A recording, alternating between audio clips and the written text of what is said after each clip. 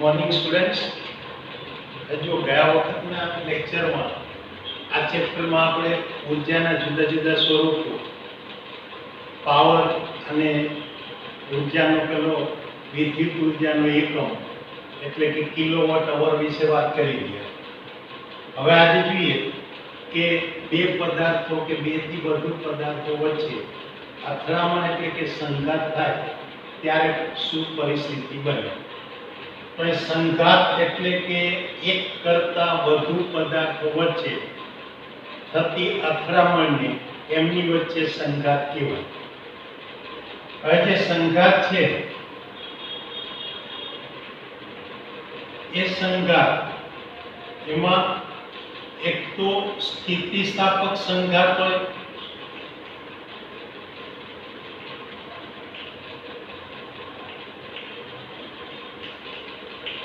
કે જેમાં ગતિ ઉર્જા અને રેખીય વેગમાં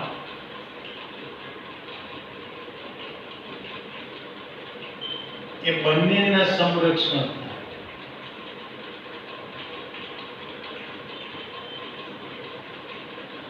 એટલે એવા સંઘાતને સ્થિતિસ્થાપક સંઘાત કહેવાય. જ્યારે બીજો અસ્થિતિસ્થાપક સંઘાત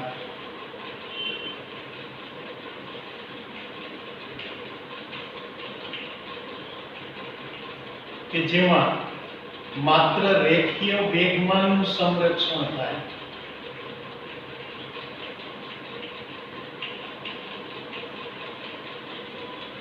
ગતિ ઉર્જાનું સંરક્ષણ થતું નથી. એટલે આ બે પ્રકારના આપણને સંઘાત મળે.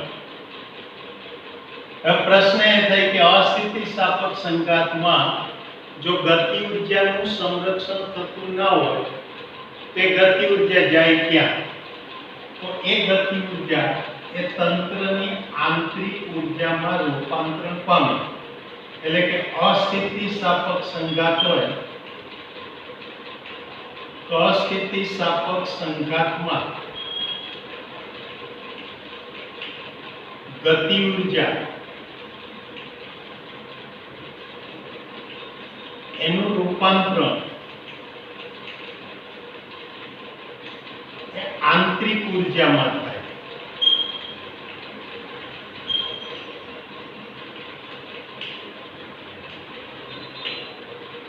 જેમ કે આંતરિક ઉર્જા મારે સમજવી હોય તો એક આવું સાદું ઉદાહરણ વિચારો કે ટ્રેન ગતિની શરૂઆત કરવાની અને ઉપડવાની તૈયારીમાં પ્લેટફોર્મ પર ઊભી છે.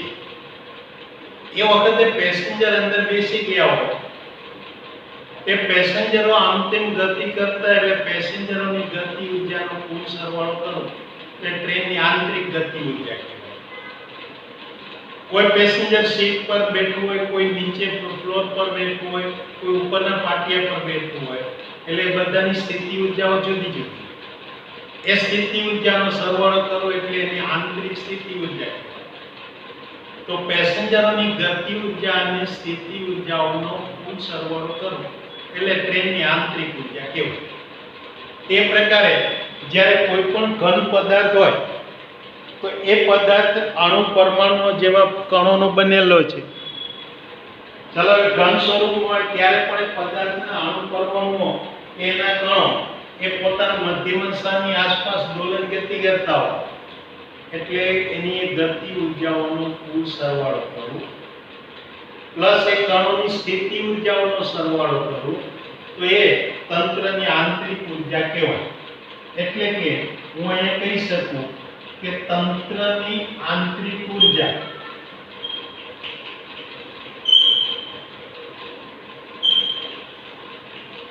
એટલે તેના કણોની ગતિ ઉર્જાઓ અને સ્થિતિ ઉર્જાઓનો સરવાળો.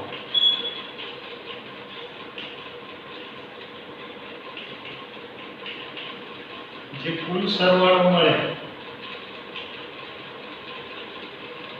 એ તંત્રની આંતરિક ઉર્જા કહેવાય. એટલે જો અસ્થિતિસ્થાપક સંઘાત દરમિયાન આંતરિક ઉર્જાની અંદર ગતિ ઉર્જામાં ક્યાંક ઘટાડો થતો હોય તો તંત્રની આંતરિક ઉર્જા વધે, અને ગતિ ઉર્જામાં વધારો થતો હોય તો આંતરિક ઉર્જા ઘટે, એનું રૂપાંતરણ ગતિ ઉર્જામાં થયું હોય. બાકી કુલ ઉર્જાનું તો હંમેશા સંરક્ષણ થાય જ. આપણને એવો કોઈ કિસ્સો વિશ્વમાં ના મળે કે જેમાં ઉર્જા સંરક્ષણના નિયમનો ભંગ થતો હોય. એટલે ઉર્જાનું તો સંરક્ષણ થવાનું જ છે. હવે જો મારી પાસે અસ્થિતિસ્થાપક સંઘાત હોય, બે પદાર્થો વચ્ચે અસ્થિતિસ્થાપક સંઘાત થતો હોય,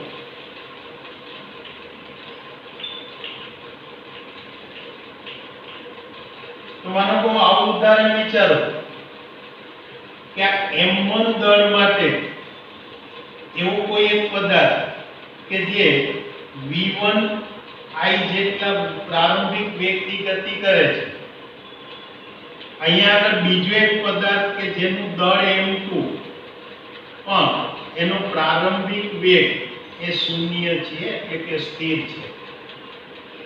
જ્યારે બંને અહીંયા આગળ એકબીજા સાથે હવે અથડામણ અનુભવે, અસ્થિતિસ્થાપક અથડામણ અનુભવે, એ અથડામણ બાદ માનો કે બંને પદાર્થો સાથે રહી અને આ V2F જેટલા વેગથી ગતિ કરે, એટલે હવે બંનેના દળ એટલે M1 M2 નો સરવાળો એટલે કુલ દળ થઈ. તો હવે અહીંયા રેખીય વેગમાનનું તો સંરક્ષણ થાય જ છે, એટલે રેખીય વેગમાન સંરક્ષણ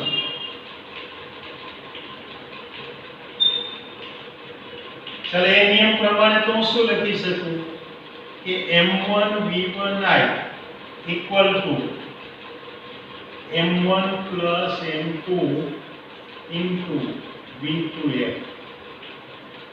એટલે અથડામણ પહેલાનું કુલ વેગમાન લઉં તો માત્ર એક જ પદાર્થ ગતિ કરે છે એટલે એનું વેગમાન એ અથડામણ પહેલાનું વેગમાન થઈ. બીજો પદાર્થ તો સ્થિર છે, તેનું પ્રારંભિક વેગમાન શૂન્ય છે. અંતિમ વેગમાન માટે આ રીતે હું બંનેના દળનો કુલ સરવાળો લઉં અને સંયુક્ત રીતે ગતિ કરતા હોય તો એનો વેગ એટલે V2F. તો એ રીતે જો ગતિ ઉર્જાનો વિચાર કરું તેમાં પ્રારંભિક ગતિ ઉર્જા લઉં તો મને 1/2 m1 v1 i no square મળે. જો અંતિમ ગતિ ઉર્જા લઉં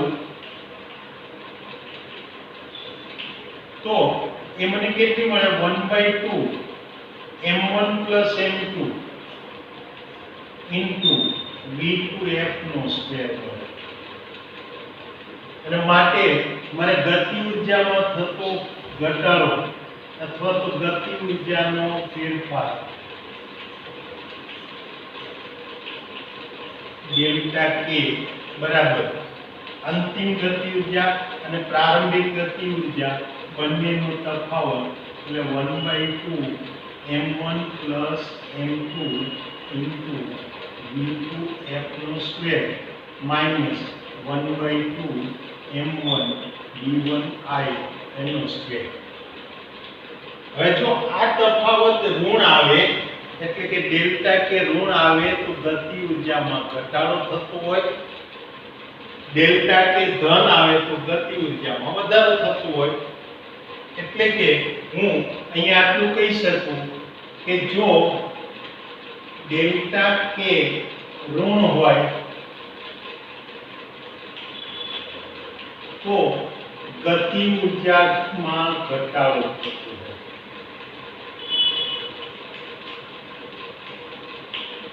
અને જો ડેલ્ટા કે ધન હોય તો એ ગતિ ઉર્જામાં વધારો થતો હોય. એટલે આ રીતે અસ્થિતિસ્થાપક સંઘાત આપણે વિચારી શકીએ. તો આ અસ્થિતિસ્થાપક સંઘાતની વાત થઈ. હવે બીજા પ્રકારનો સંઘાત એટલે સ્થિતિસ્થાપક સંઘાત.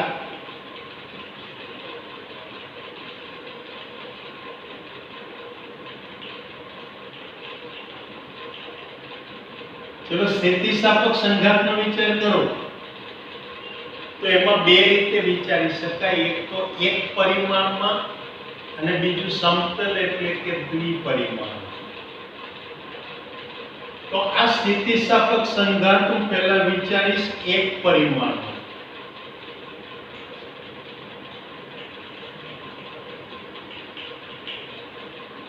ચલો એક પરિમાણમાં જોઈએ તો આ એક પદાર્થ કે જેનું દળ m1 એ v1 i જેટલા વેગથી ગતિ કરે છે.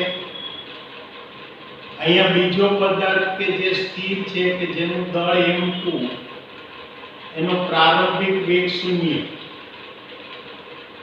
હવે અથડામણ બાદ ધારો કે આ પ્રથમ પદાર્થ એટલે કે m1 કે જેનો અંતિમ વેગ v1f, તો બીજો પદાર્થ એટલે કે જેનું દળ m2 અંતિમ વેગ v2f. એક પરિમાણમાં ગતિ છે એટલે બંને એક જ દિશામાં ગતિ કરવાના. એક જ દિશામાં ગતિ કરે તો હવે પહેલા રેખીય વેગમાન સંરક્ષણનો નિયમ લાગુ પાડો. તો રેખીય વેગમાન સંરક્ષણ એ નિયમ પ્રમાણે હું લખી શકું કે m1 v1 i is equal to m1 v1 f વત્તા m2 v2 f.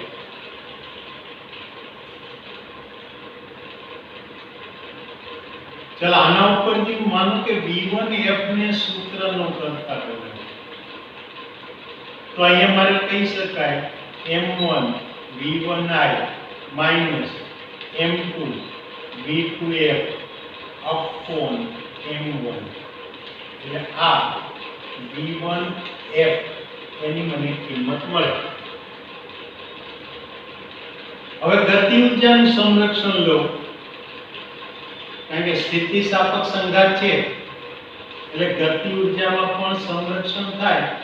એટલે ગતિ ઊર્જાના સંરક્ષણના નિયમ પ્રમાણે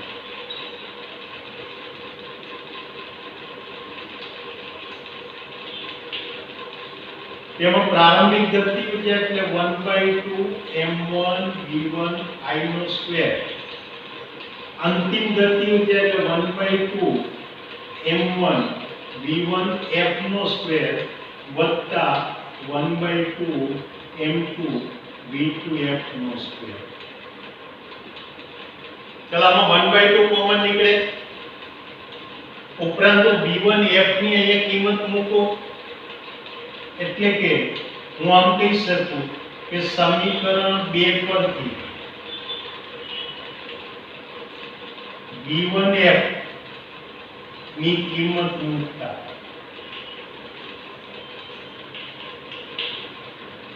જો હું આ લખી શકીશ m1 v1 i no square i m1. હવે v1f ની જગ્યાએ m1 v1i minus m2 v2f upon m1 આખાનો square એટલે આ v1f ના સ્ક્વેર કિંમત મુકાઈ ગઈ. હવે બાકી રહેશે m2 v2f નો સ્ક્વેર. ચલો આને સાદુરૂપ આપો.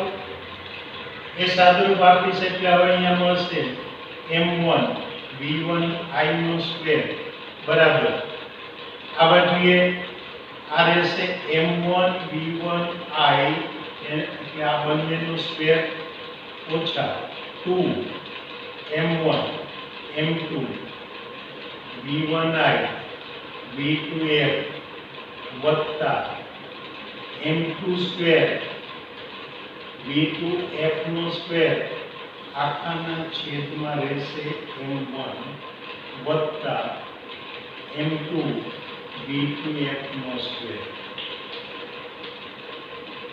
ચલો હવે m1 ને લસા લઈ લો.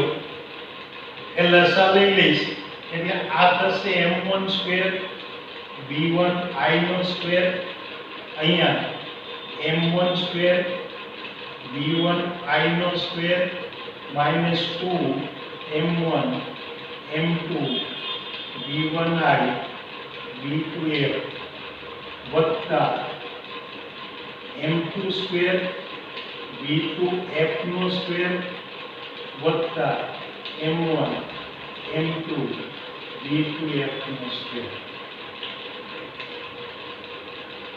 હવે જુઓ તો પહેલા તો m1 સ્ક્વેર v1i નો સ્ક્વેર કેન્સલ થાય. ચલા ઋણ પદને સામે લઈ જાઓ એટલે હું લખી શકું 2 m1 m2 v1i v2f is equal to અહીંયા આગળ રહેશે m2 નો સ્ક્વેર v2f નો સ્ક્વેર વત્તા m1 m2 v2f નો સ્ક્વેર. ચલો હવે અહીંયા જોશો તો આ m2 બધામાંથી કોમન નીકળે, સાથે સાથે v2f પણ કોમન નીકળે, એટલે m2 અને v2f કોમન નીકળે તો હવે અહીંયા ડાબી બાજુ આપણી પાસે રહેશે 2 ટાઈમ્સ m1 v1i. જો આમાંથી m2 અને v2f ગયા એટલે 2 ટાઈમ્સ m1 v1i. ચલો આમાંથી એક m2 ગયા એક v2f ગયા એટલે હવે બાકી શું રહ્યું તો કે m2 v2f. અહીંયાથી m2 ગયા એક v2f ગયા એટલે બાકી રહ્યું m1 v2f. ચલો આ બધી આ બંનેમાંથી v2f કોમન નીકળે એટલે હું લખી શકું m1 m2 v2f. અને માટે v2f ને સૂત્રનું કરતા બનાવવું તો v2f is equal to 2 m1 v1i upon m1 m2. એટલે આ આપણને એક સમીકરણ 3 મળે કે જે અથડામણ બાદ બીજા પદાર્થનો અંતિમ વેગ આપે. હવે જો મેં અહીંયા આગળ આ v1f ને સૂત્રનો કરતા બનાવ્યો એના બદલે આ v2f ને સૂત્રનો કરતા બનાવું અને કિંમતો અહીંયા આગળ મૂકી દઉં અને એક કિંમતો મૂકી અને એના ઉપરથી જો તો મને v1f મળે એટલે પ્રથમ પદાર્થનો અંતિમ વેગ મળે. એટલે એ ગણતરી કરીએ તો આ પ્રમાણે હું આમ કહી શકું કે પ્રથમ પદાર્થનો અંતિમ વેગ v1f આપણે એનું સૂત્ર લઈએ તો મળશે m1 m2 upon m1 m2 into v1i. એટલે આ આપણે સમીકરણ 4 એ પ્રથમ પદાર્થના અંતિમ વેગ માટે મળશે. એટલે આ રીતે અથડામણ બાદ બંને પદાર્થોના અંતિમ વેગ આપણે શોધી શકીએ. ચાલો આ અંતિમ વેગ મળી ગયા તો હવે આના ઉપરથી આના આપણે જુદા જુદા વિશિષ્ટ કિસ્સાઓ જોઈ શકીએ.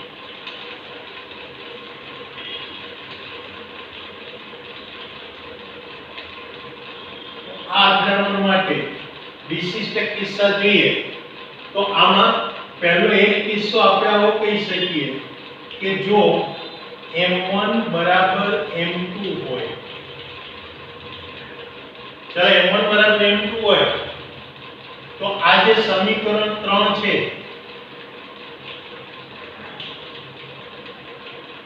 એના પરથી હું શું કહી શકું v2f is equal to 2 times m1 v1i છેદમાં 2m1.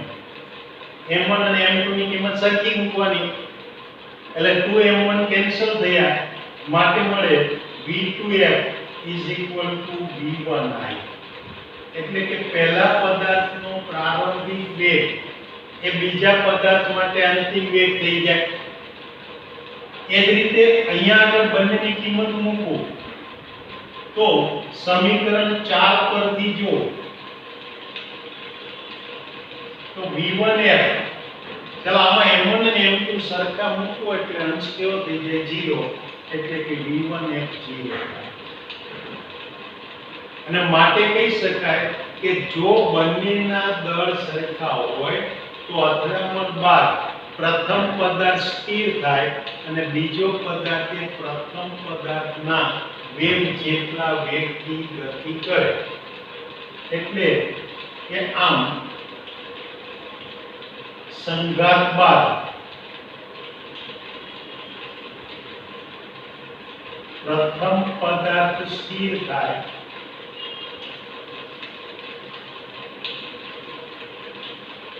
અને બીજો પદાર્થ એ પ્રથમના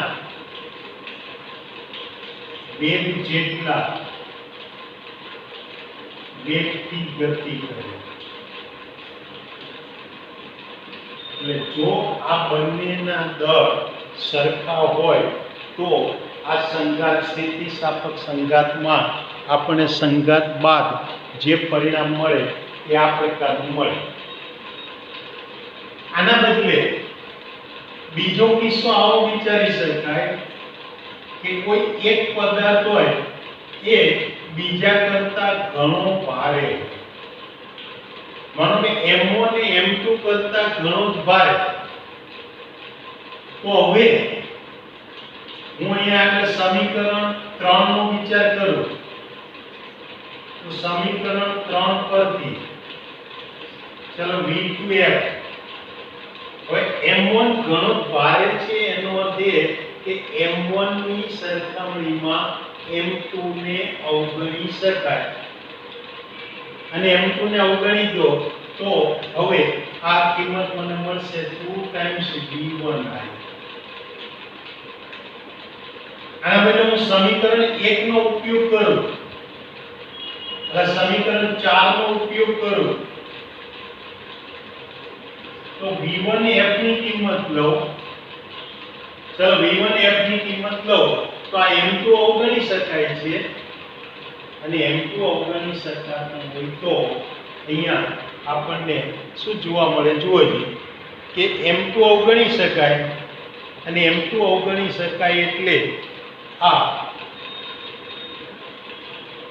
v1 તો એમાં v1f, ચાલે સમીકરણ 4 માં જુઓ તો આ m2 ને અવગણ્ય કરી દીધું એટલે આ m2 બરાબર 0 મૂકી દો તો અહીંયા આગળ શું થાય કે આ કિંમત જે આવશે એ v1i જેટલી આવશે પણ એ પહેલા કરતા વિરુદ્ધ દિશામાં એટલે કે ઋણ આવશે, એટલે અહીંયા v1f v1i થશે પણ એ માઈનસમાં જશે, એટલે કે પહેલો પદાર્થ છે એ કંઈક પાછો ફેંકાશે જ્યારે બીજો પદાર્થ હોય એ બીજો પદાર્થ એ ત્યાં આગળ આ m1 એ ઘણો જ વધારે છે એટલે m1 ઓકે એ રીતે m1 જે છે એની પરિસ્થિતિ શું થઈ તો કે m1 માટે v1f ની કિંમત આપણે સંઘાત બાદ જો m1 ગ્રેટર ધેન m2 હોય તો આ સમીકરણ 3 પરથી આપણને બીજાનો અંતિમ વેગ એ ઘણો વધારે મળે, ડબલ થઈ જાય, જ્યારે પહેલાનો અંતિમ વેગ છે એ આપણને સમીકરણ 4 ઉપર જોઈએ તો આ m2 અવગણી દઈએ તો અહીંયા આગળ v1f ને v1i બંને સરખા, પણ આના બદલે જો મારી પાસે m2 ગ્રેટર ધેન m1 હોય, ચાલો m2 ગ્રેટર ધેન m1 હોય તો શું થાય તો આ v2f, ચાલો મારે m1 ને અવગણવાનો, m1 અવગણું એટલે અહીંયા આગળ આ m1 ની કિંમત અવગણી શકાય એટલે શું રહેશે માત્ર v1i એ v2f એ ત્યાં આગળ 0 થઈ જશે. તો m1 બરાબર 0 મૂકવું એટલે કે અહીંયા m1 બરાબર 0 મૂકતા v2f 0 થાય. જ્યારે સમીકરણ 4 ઉપર જુઓ તો એમાં આ v1f, ચાલો આમાં m1 બરાબર મારે શું મૂકવાનું? 0. m1 0 મૂકી દો, m2 કોમન નીકળે એટલે એના બરાબર -v1 આવી. એટલે એનો અર્થ એ વખતે પ્રથમ પદાર્થ છે એટલા જ વેગથી પાછો ફેંકાય જ્યારે બીજો પદાર્થ છે સ્થિરનો સ્થિર જ. એટલે જો ત્રણ પ્રકારના કિસ્સા આપણે વિચારી શકીએ. ચલો પહેલા કિસ્સામાં શું થાય તો કે બંનેના દળ સરખા હોય.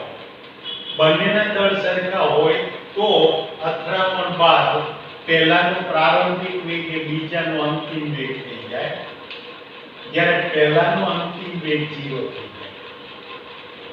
એટલે પ્રથમ પદાર્થ સ્થિર થઈ જાય, બીજો પદાર્થ એ પ્રથમના વેગ જેટલા વેગ થઈ જાય.